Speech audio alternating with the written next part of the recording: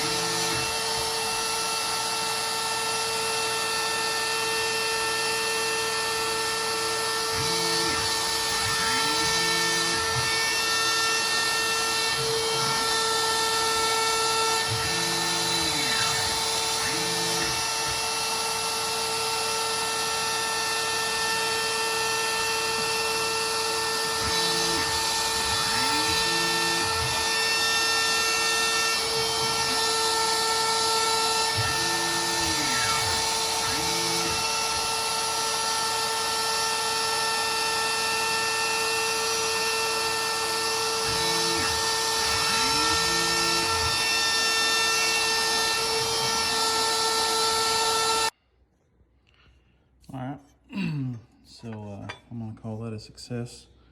Turned out all right. I'm very new to CNC, so I'm just kind of feeling my way through it. It wasn't without an oops. I stopped it at one point and then restarted it, and for some reason my origin moved, and I made this little apprentice mark running out through here, but luckily I caught it before it got on the rest of the part, and was able to reset my origin point and get it back on track. And anyway, it looks like I probably didn't spoil the part. They look all right, and it's just a coil bracket, but I think they're gonna be all right. I get them busted out of here and clean them up a little bit. And you can see on the back side where I just barely come all the way through except for those tabs. So I think that was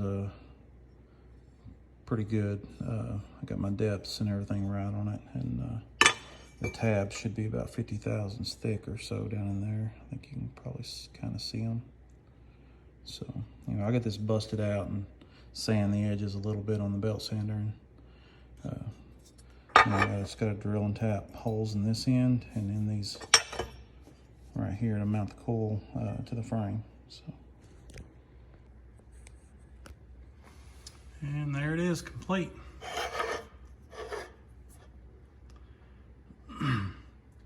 Wish I had a tumbler to run stuff like this through, because it would really deburr it and make a real nice uniform finish on it. But yeah, I think they're pretty cool. Let's see what I'll be using the heck out of this thing in the future, I believe.